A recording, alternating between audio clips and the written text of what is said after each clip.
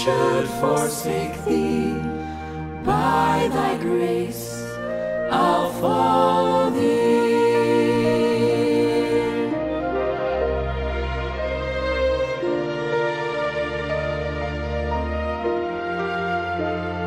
Though you lead me through affliction, poor forsaken though I be, thou wast destitute, afflicted, and I only follow thee.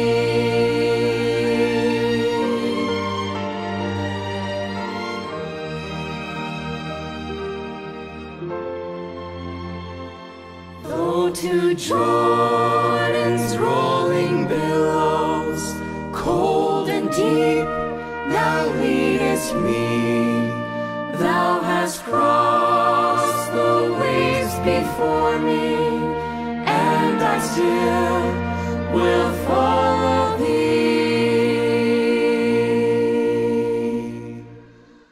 I will follow thee, my Savior, thou didst shed thy blood for me, and though all men should forsake thee, by thy grace I'll follow thee.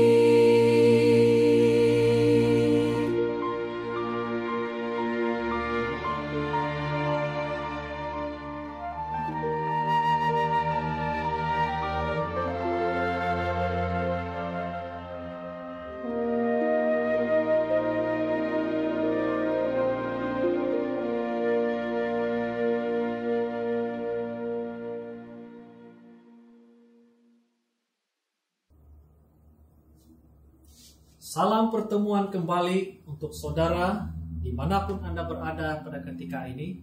Kita bersyukur kepada Tuhan karena sekali lagi kita dapat berbakti bersama-sama. Harapan saya dimanapun Anda berada pada ketika ini, Anda berada dalam keadaan yang sehat dan ceria selalu. Mari kita mulakan kebaktian kita pada petang ini dengan doa. Maha besar, ya Tuhan Bapa di sorga, terpujilah Engkau Tuhan yang penuh kasih, penuh kuasa. Engkau akan memberikan kami pengertian dengan pelajaran yang kami akan kongsikan bersama pada malam ini. Di dalam nama Yesus kami berdoa. Amin. Saya percaya semua kita familiar dengan cerita Petrus, Yakub, dan Yohanes yang menangkap ikan suatu ketika dulu Yesus menyuruh mereka untuk menebarkan jala dan mereka menangkap banyak ikan. Kemudian di akhir daripada peristiwa tersebut, Yesus berkata kepada mereka, "Mari, ikutlah aku, dan kamu akan kujadikan penjala manusia." Kita juga mengetahui bagaimana respon mereka. Mereka mempunyai keinginan yang tinggi untuk melakukan panggilan pelayanan itu, yaitu menjadi penjala manusia. Nah, sementara di dalam buku Yohanes, di situasi yang lain, ketika murid-murid Yesus sedang menangkap ikan di Danau Tiberias, Yesus berkata kepada mereka, "Adakah kamu mendapat ikan?" Sebenarnya mereka telah berusaha menangkap ikan sepanjang malam, tapi malangnya mereka tidak mendapat apa-apa ikan pada ketika itu. Lalu Yesus menyuruh mereka menebarkan jala mereka secara khusus di sebelah kanan perahu itu, supaya mereka akan mendapat ikan. Lalu mereka menurut apa yang Yesus perintahkan kepada mereka. Kemudian mereka menebarkan jala tersebut di sebelah kanan perahu itu. Lalu mereka mendapat banyak ikan. Nah, dengan jelas Yesus mengatakan, jika kamu mau menangkap ikan, kamu harus menangkap ikan di sebelah kanan perahu itu.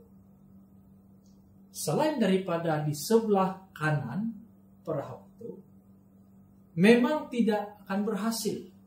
Oleh karena di tempat selain daripada sebelah kanan perahu itu, memang tempat itu tidak ada ikan. Nah, mungkin ada yang mengatakan, oh, kita melakukan kesilapan terhadap firman Tuhan apabila kita mengalihkan cerita menjala ikan ini kepada realiti kehidupan sekarang ini, serta mengaplikasikannya kepada menjala manusia. Tetapi saudara-saudari, Yesus sendiri yang memberikan tafsiran itu, sehingga dia mengatakan, ikutlah aku dan aku akan menjadikan kamu penjala manusia. Apakah Anda mengerti bagaimana yang dikatakan bekerja keras semalaman dan tidak mendapat apa-apa hasil? Sudah berusaha sepenuhnya dalam segala perkara, namun tidak mendapat apa-apa hasil daripada usaha tersebut. Pernahkah Anda mengalami pengalaman sedemikian? Nah, ramai Kristen yang mengalami pengalaman yang sama. Mereka coba untuk melakukan yang terbaik dalam tugasan mereka, di dalam pelayanan mereka, namun tidak berhasil. Adalah amat menyedihkan bagi kita apabila kita mempunyai keinginan untuk melawat, keinginan untuk membantu seseorang, ingin bersahabat dengan keluarga yang berada di rumah itu. Tetapi tiba-tiba pintu rumah ditutup dengan keras di depan mata kita bila kita ingin melawat mereka. Adalah menjadi satu pengalaman yang menyakitkan setelah bekerja keras sepanjang malam kumpulan umum. Lalu di akhir daripada kumpulan itu tidak ada apa-apa hasil yang kita lihat. Betapa sukarnya pekerjaan Tuhan dengan menggunakan peralatan manusia. Dibasahi air, harus merada ombak yang besar semata-mata hanya mau menangkap ikan yang kecil. Tapi harus kembali ke laut beberapa kali. Inilah hal kebiasaan yang dialami oleh kebanyakan orang-orang Kristen. Jadi, kembali kepada pelajaran tadi. Apakah di sebaliknya pelajaran yang kita boleh dapati atau perolehi daripada cerita ikan dan Yesus yang berkaitan dengan menjadi penjala manusia atau menjadi murid Yesus? Kita perlu menyadari bahwa kegagalan ini merupakan permulaan kepada mukjizat menjala ikan. Saudara-saudari, ianya tidaklah begitu menyedihkan ketika kita berusaha sepanjang malam dan tidak mencapai apa-apa, jika ianya memimpin kita kepada kerendahan hati. Apabila itu membuat kita datang kepada Yesus seperti Petrus. Masalah yang kita alami mungkin juga sama seperti yang dilakukan oleh murid-murid terdahulu, yaitu sangat bersemangat tinggi untuk pergi menjala manusia, tapi dengan kekuatan diri sendiri saja. Kadang-kadang kita telah merancang kerja dan pergi melakukan persiapan dengan perbelanjaan yang besar, tapi kita gagal karena kita menjala di bahagian sisi yang salah, di mana tempat perahu itu berada. Apakah masalah di bahagian sisi yang salah perahu itu? Ianya sisi usaha diri sendiri. Bahagian sisi yang betul adalah berada di bagian sisi di mana Yesus berada. Menurut Kerinduan Segala Zaman, buka surat 811, Yesus mempunyai tujuan untuk menggesa mereka untuk menebar jalan di bahagian yang betul, di bahagian perahu itu. Di sisi itu, dia berdiri di dekat pinggir pantai. Ia berada di bahagian sisi yang beriman. Saudara-saudari yang diberkati oleh Tuhan, iman ini sangat diperlukan apabila kita terlibat di dalam menjala jiwa. Dan keperluannya ialah kita harus bersekutu dengan Kristus, melibatkan Yesus, membuatkan Yesus itu berada di sisi kita, dan menuruti arahan-arahannya, supaya kita boleh menjadi penjala yang berhasil. Pengalaman Yusuf ketika negara Mesir mengalami dengan kelaparan. Nah, sebelum itu Yusuf berada di sisi yang betul, yaitu dia melibatkan Allah di dalam perancangan pengumpulan bekalan makanan.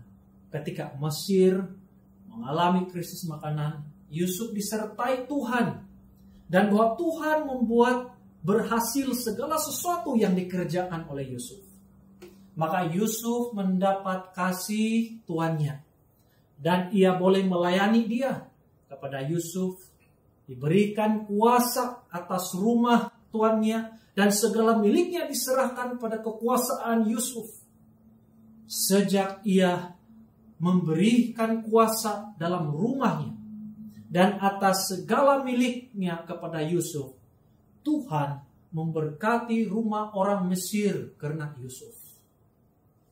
Ketika berkat Tuhan ada atas segala miliknya, baik yang di rumah maupun yang di ladang, pada saat seluruh bumi mengalami kelaparan, maka Yusuf membuka segala lumbung sehingga kelaparan di seluruh bumi telah diatasi.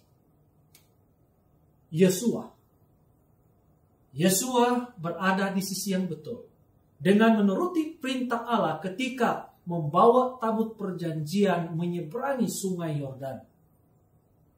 Menurut di dalam buku Yesaya pasal 3, dan Tuhan berfirman kepada Yosua, maka kau perintahkanlah kepada para imam pengangkat tabut perjanjian itu. Demikian, setelah kamu sampai ke tepi air sungai Yordan, haruslah kamu berdiri tetap di sungai Yordan itu.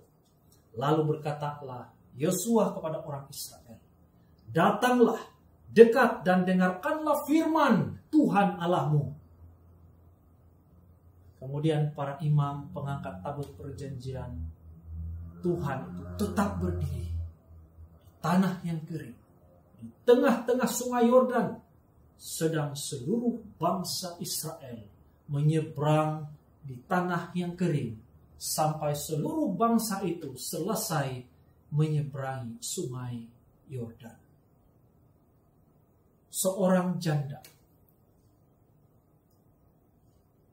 kebajikannya dipenuhi apabila berada di sisi yang benar, melalui menurut apa yang diperintahkan Nabi Allah. Salah seorang dari istri Nabi mengadu kepada Elisa sambil berseru, hambamu suamiku sudah mati, dan engkau ini tahu bahwa hambamu itu takut akan Tuhan.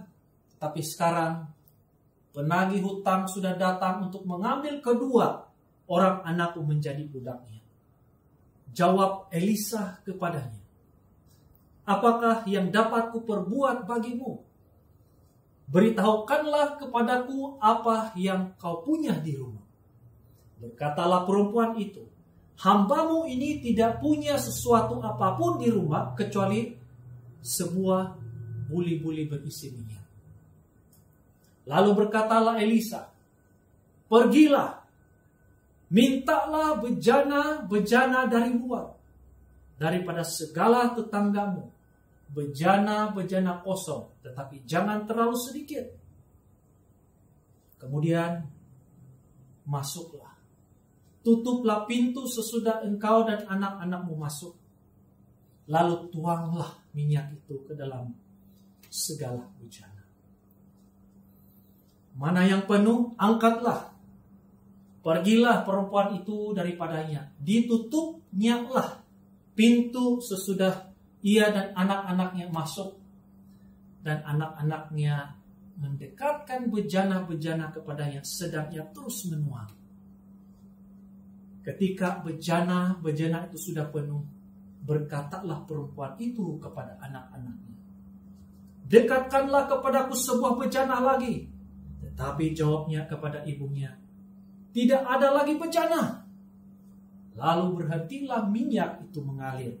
Kemudian pergilah perempuan itu memberitahukannya kepada abdi Allah, dan orang itu berkata, pergilah, juallah minyak itu, bayarlah hutangmu, dan hiduplah dari lebihnya.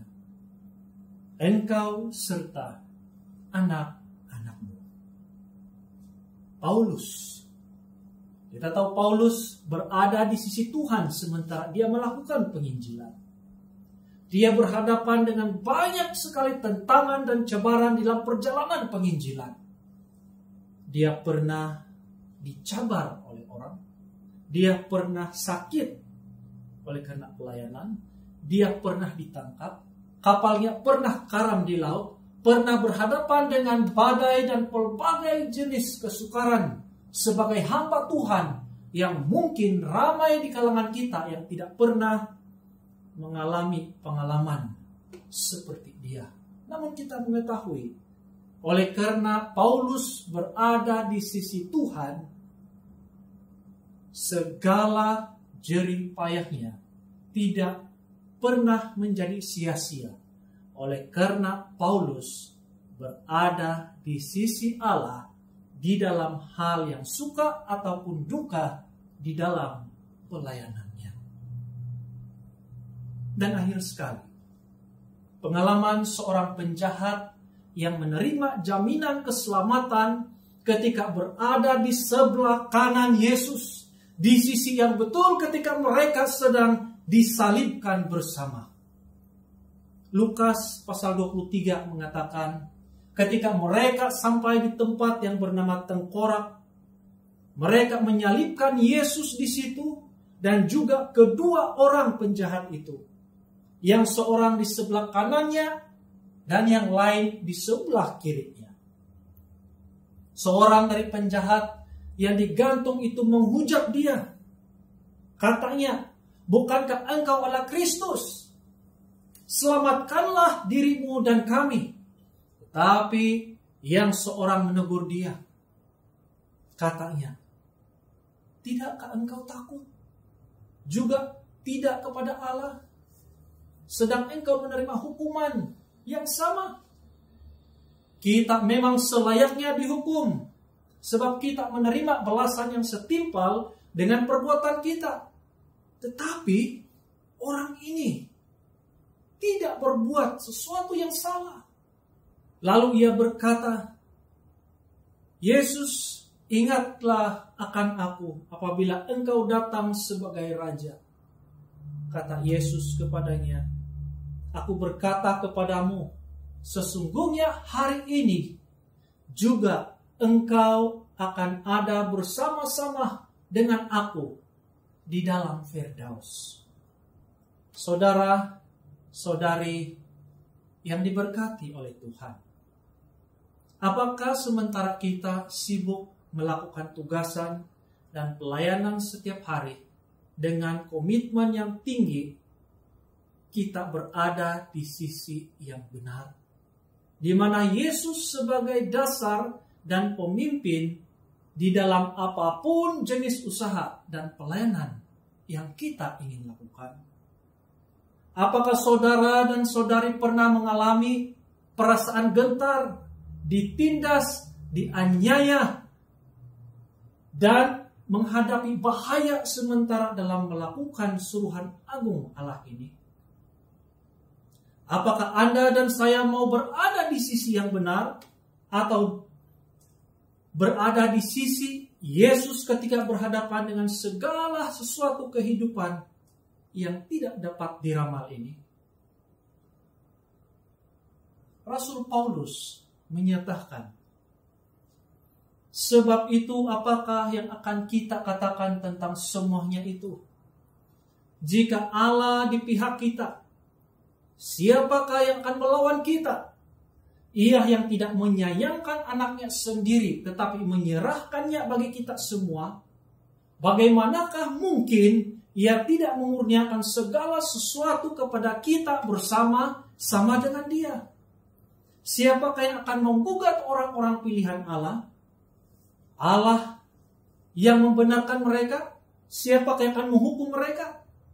Yesus Kristus yang telah mati, bahkan lebih lagi yang telah bangkit, yang juga duduk di sebelah kanan Allah, yang malah menjadi pembela bagi kita. Siapakah yang akan memisahkan kita dari kasih Kristus? Penindasan, atau kesesakan, atau penganiayaan, atau kelaparan, atau keterlanjangan, atau bahaya, atau pedang? Seperti ada tertulis, oleh karena engkau kami ada dalam bahaya maut sepanjang hari.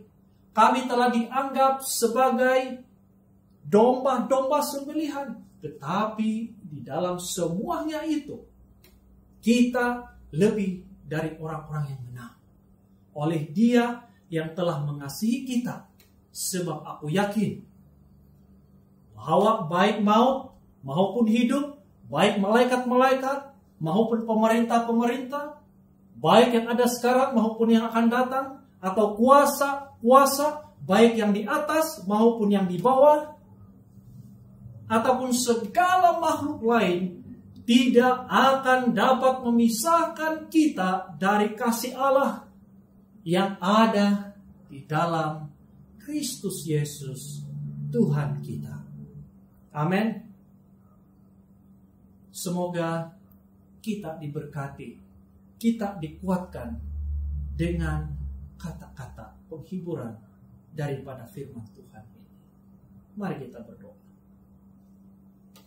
Ya Tuhan, Bapa kami yang berada di dalam kerajaan surga, terima kasih karena Engkau memberikan kami pertolongan, memberikan kami pimpinan, dan memberikan kami jaminan ketika kami berada di sisi yang benar, yaitu berada di sisi Yesus Kristus.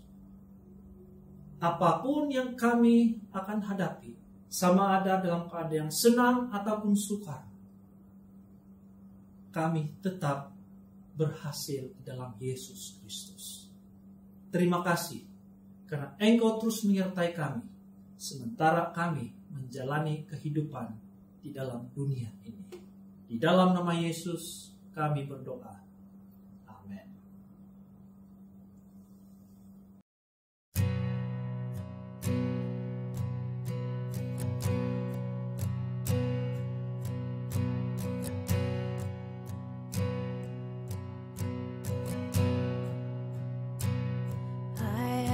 Decided to follow Jesus. I have decided to follow Jesus. I have decided to follow Jesus. No turning back. No turning back. No turning back, no turning back.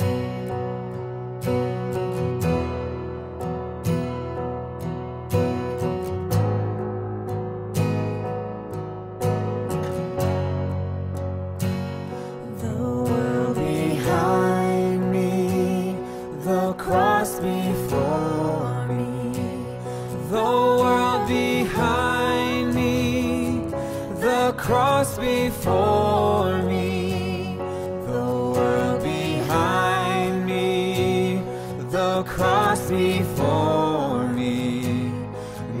turning back, no turning back.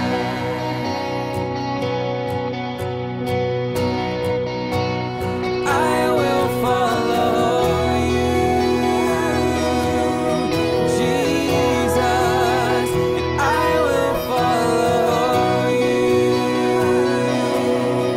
Jesus, I will follow you, Jesus, I will follow you.